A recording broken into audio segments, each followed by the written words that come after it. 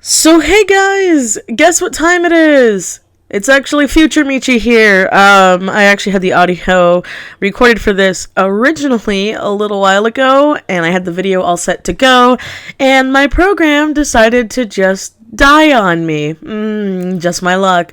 And not only did it die on me, it took the audio for Tetsu's bio with it, so this is actually now probably my third or fourth time recording this, because while I was recording it the first time I kept kind of stumbling over my words and all these J's, but it's time for Marked Mage Bio time, and it's the last Marked Mage Bio for a while.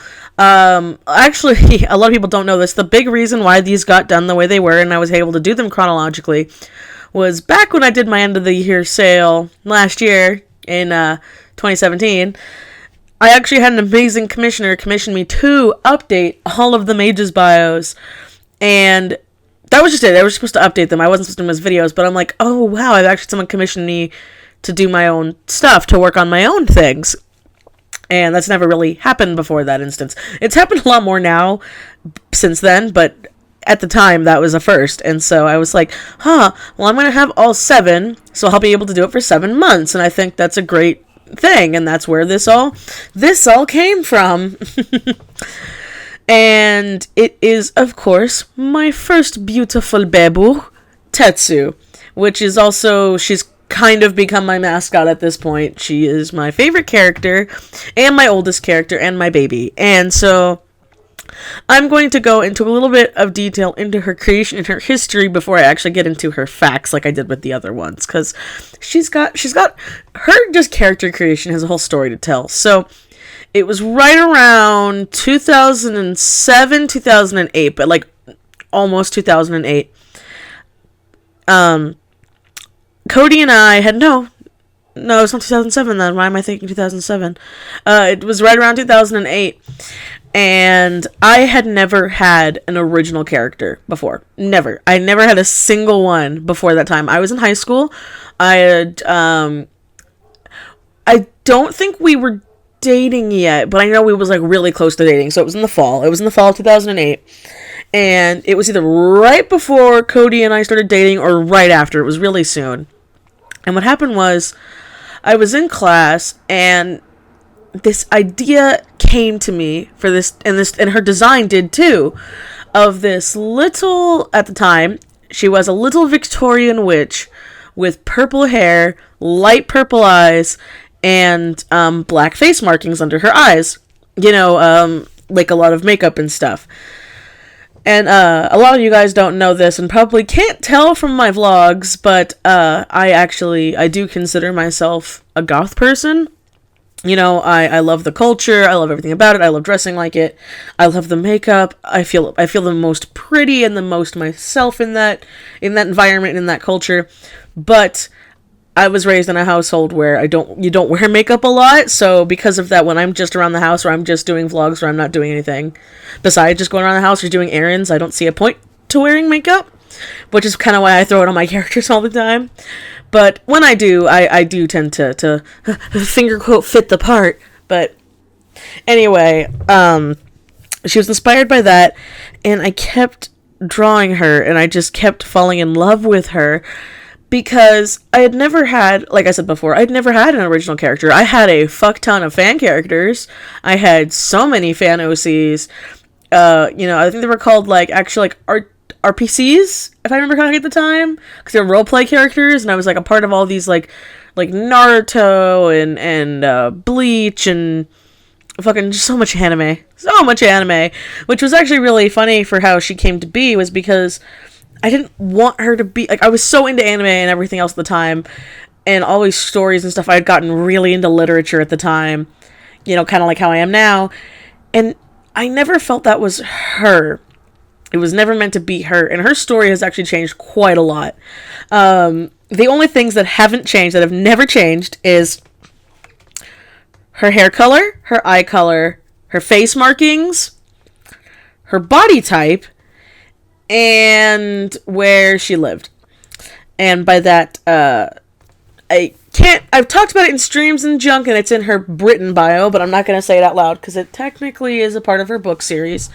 But I remember it was so different. It was something so fulfilling. I had never had something that was mine, 100% mine, something that wasn't inspired from like another show, another story.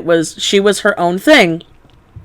And then after her, I had my OC10 come along, and then I had Lily and Jake, and those four were like my four OCs for the longest time.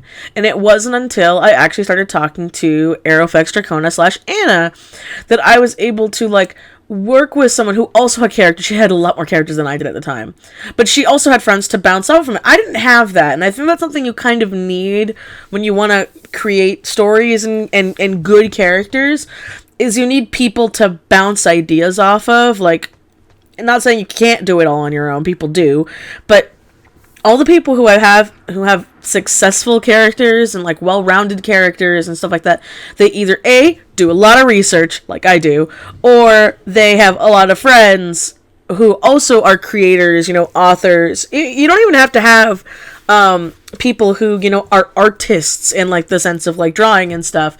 You can have people who, like role-playing, like video games, like storytelling in general, like movies, and just talk to them about it. Flesh ideas off of, bounce ideas from here and there. And so the whole mage creation thing changed so much too. Originally, Tetsu's face markings were just that. They were markings. And I had it to where she was born. First of all, they were witches, they weren't mages, and I only had them female. Changed that a long time ago. Ringmaster's actually the reason for that. He was the first male mage I made that was a male, and I'm like, yeah, no, can't have y'all be female. We can't do that.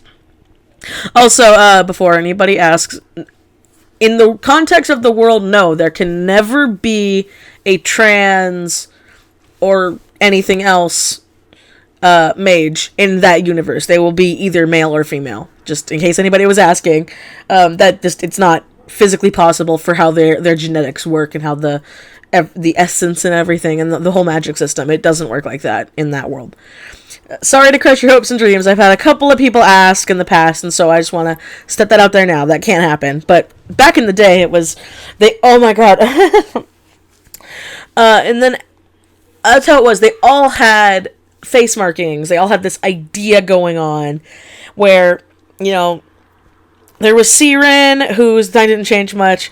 It's actually really funny. When I first made Siren, she wasn't actually the sort of leader that she is now. I actually had Ringmaster's original form be the leader, and she was a girl with like long red braided hair. I can't find the original picture I did, but I still remember it to this day in my head, and I'll probably end up just redrawing it like as a fun thing. Like, here was Ringmaster's original design, and here's how we got the little fucker we have now. But anyway, it went through a lot of changes. I worked really hard on the magic system. For a lot of people who don't know, I am obsessed. I am obsessed with the occult, the arcana, with magic, witchcraft, supernatural, paranormal, cryptids. I love that stuff. I eat it up. I have ever since I was a little kid. And it's always fascinated me, and so the whole idea for Marked, the basics for the world, to sum it in the most dumbed down way I can put it, is, in a way, it's an alternate world to ours. It's a completely different world, but in a way, it's an alternate world to ours where magic and mythicals are real. It's still real here, but that's a whole other complicated thing. I'm not going into right now. More in the fantastical sense, which is what a lot of, history, fantasy books and junk are based off of. But I wanted to go off of that, and I wanted to go off of a system where magic was feared, which again isn't very original. There's so many things that people like. That's a whole nother topic for another day. Is the whole let's talk about 100% originality and creativity and junk. Nothing's 100% original anymore. What I personally feel like makes a good story is the characters. And that's why I decided when I had Tetsu, since she was my first character, I wanted her to be the main character for her story. Which, again, it's a whole thing. You're the main character of your own story. But for her thing, it's changed so much. And, it's nice reminiscing. It really is. It's nice seeing how much... Because a couple of people asked, have any people's designs changed? And not really. A lot of the mages, they changed a little bit. Like, with Lorelei, I changed how her bangs worked. And I changed the color of her hair. For other than that, everyone's pretty much stayed the same. I've just gotten better at anatomy and clothes designing and all this other jazz. But with Tetsu, it's actually really funny. It's thanks to my buddy Kaylee, or BezzyK on YouTube, that Tetsu has her apple hair that she's kind of iconically known for now. Because before she just had a cute little messy bob, but it was always a messy, choppy, big poofy rocker hair. And that's because my buddy Kaylee, because I commissioned her, and she did this one picture where she gave Kaylee gave Tetsu the apple little whoo, and I'm like, I love that. I'm stealing it. It works now. She's got this cute little apple hair. And another thing with her that I always had in mind, but I was never able to draw it properly, was Tetsu's body type. She's actually pear-shaped. She's got about a normal sized chest, about like a B or C cup, but she's got a very nice booty, very thick thighs, and she's also very self-conscious about it, which is why she wears very long, flowy dresses and clothes. And there's actually a point in here where you're gonna see where I actually go through my files and I end up pulling some magic seals that I actually made. I went in Photoshop, I made seals, I made my own font. If anybody wants like a tutorial on that, let me know, because I love making magic seals and junk, and it's a really easy thing once you have Photoshop and you know how to use it.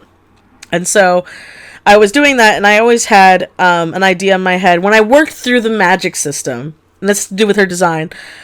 Originally, when I first had them, they had the full broomstick and wands, and I ditched that like right away. I think within like the first year I got rid of that. And then I got the idea for the crystals, but I had them in like scepters and staves, and then I got rid of that, but I kept the crystal idea. And that's why, if you notice, in almost everyone's design, except for 2 of them, they all have this glowing orb that I try to emphasize as glowing in all of their bios. For Tetsu, it's her earring. For Ringmaster, it's his cane. For Alador, it's a button on his shirt. For Adrian, it's on her chest, it's pretty obvious. Tybalt is in the handle of his hilt. And Lorelei and Siren are the only ones who don't have one. And even then, Lorelei still technically has one, but that's a plot-driven point, so I can't bring up where that goes. Siren just plain doesn't fucking need it, because she's very powerful and old and doesn't need it. But I had that be a thing to be an iconic thing for the mages, and so they each have a single orb, spherical magic device on them that helps them focus their magic. Pretty much the best way to summarize it, in a joking way, as a friend of mine pointed out, they're like, so it's a mage fidget spinner, and I'm like, if you want to call it like that, then yes, it's like that. It's a focal point for them to focus their magic through.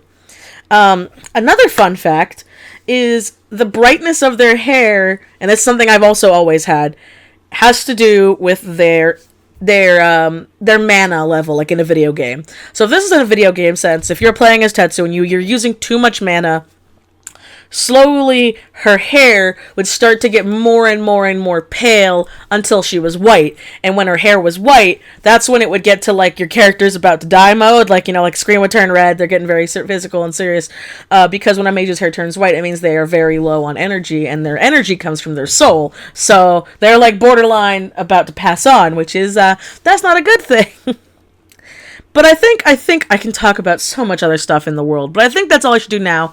Let's go a little bit more into the design. Another fun thing about Tetsu is that I guess I should share her full name, because most people don't know it.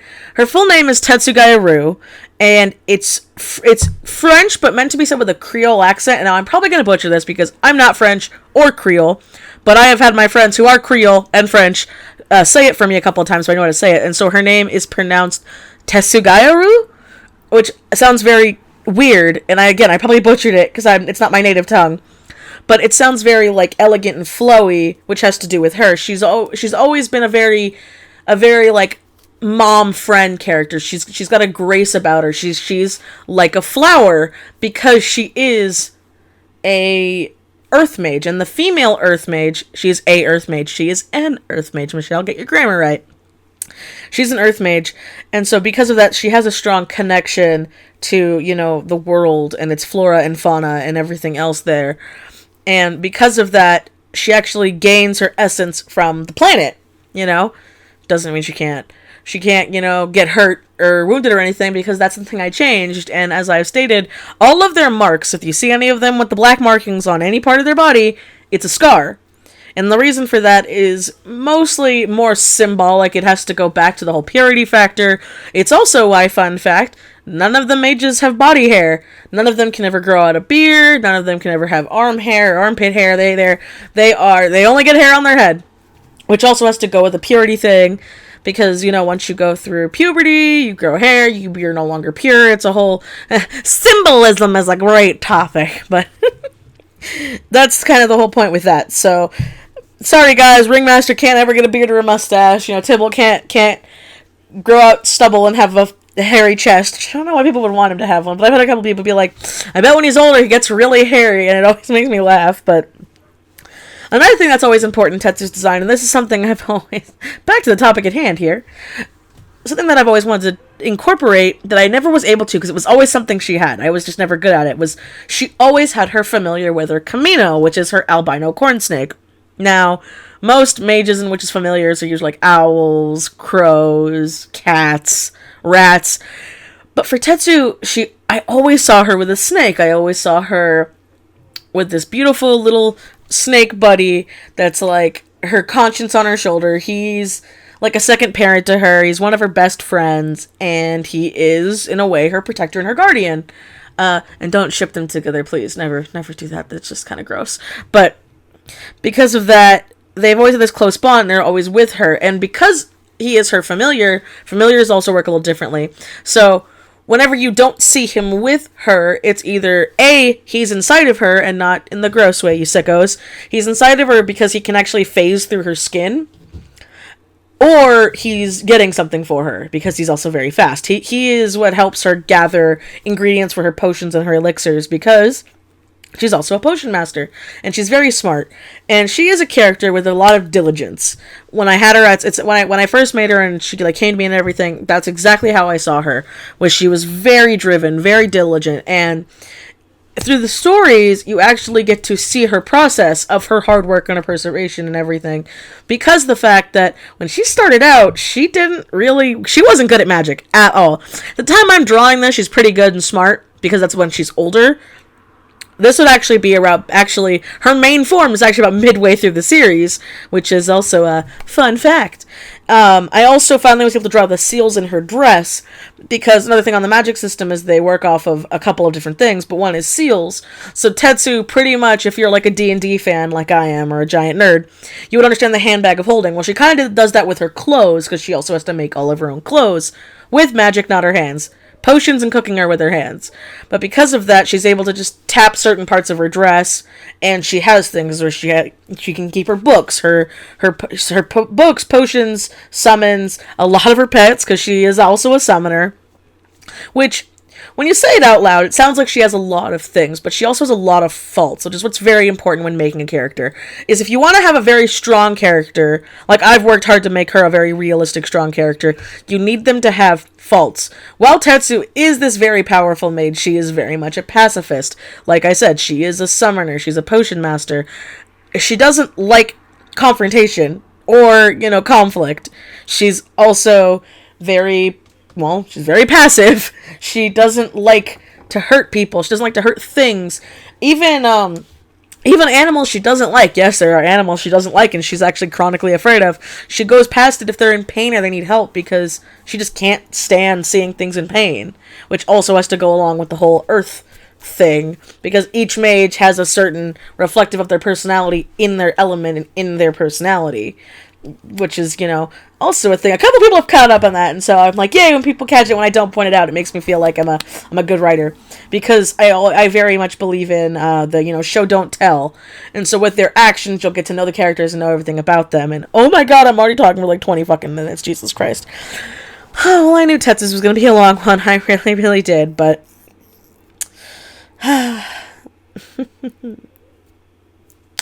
Another one fun fact that's actually really important and why it means so much to me is my icon and my logo, and it's probably going to be my watermark soon. It's actually very important to me because it's actually a seal that Tetsu has on her body. She has it on her back. And because of that, it's always like whenever I see it, there's a part of her. And I should emphasize, Tetsu in no way is a persona. I never made her a persona or a self-insert. She's nothing at all like me. But she's a character that I feel like a lot of people can look up to. Because even though I made her, I look up to her, if that makes any sense. Because I know people like that exist.